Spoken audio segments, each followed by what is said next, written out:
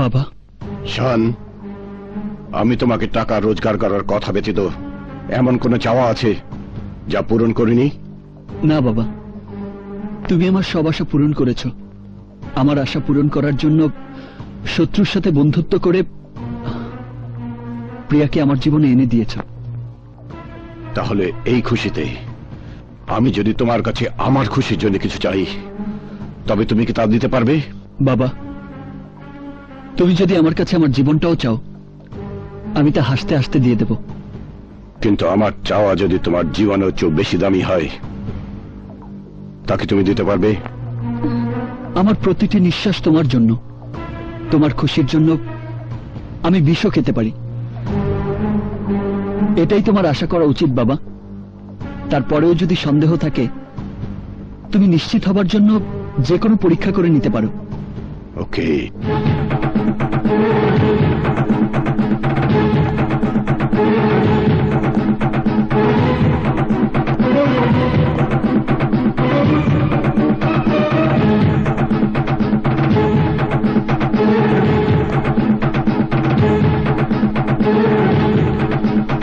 তাহলে পবিত্র কোরআন শরীফে হাত রেখে শপথ করে বলবে, তুমি শুধু তাই করবে যা আমি চাইব।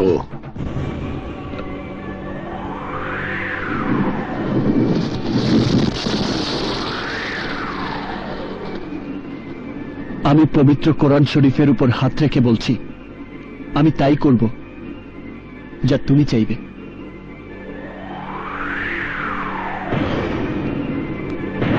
তাহলে এই মুহূর্তে প্রিয়াকে বাড়ি থেকে বের করে দাও। বাবা,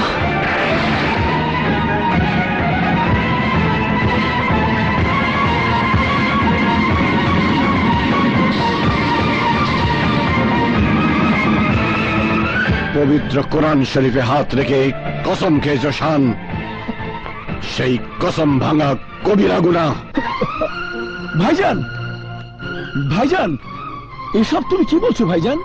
তুই কি ভুলে গেছিস আকবর, আসরবর্তী মেহমানদের সামনে আরমান শিকদার আমাকে অপমান করেছে একটা নোংরা বিষয় নিয়ে।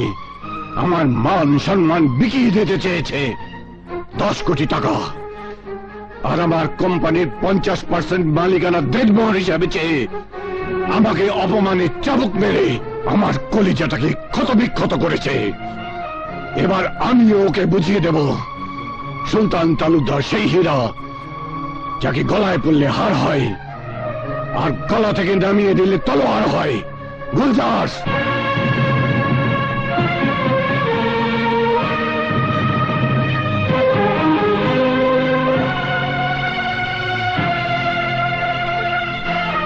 এই নাও তোমার বাবার দেয়া সেই বন্দুকের গুলি।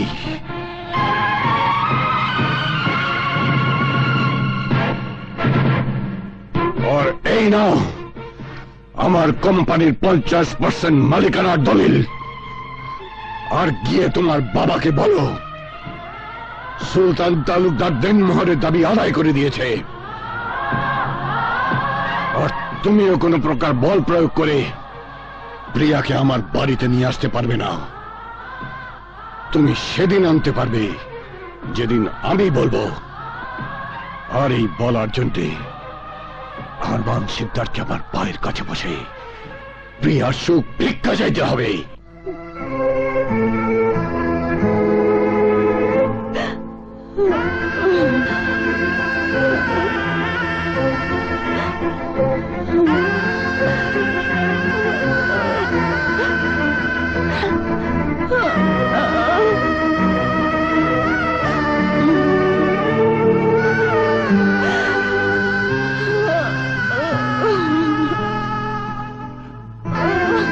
আর শোনো মেয়ে, রাস্তা দিয়ে যাওয়ার সময় সবাইকে জানান দিয়ে যাবে সুলতান তালুকদার দেনমোহরের দাবি পূরণ করে দিয়েছে।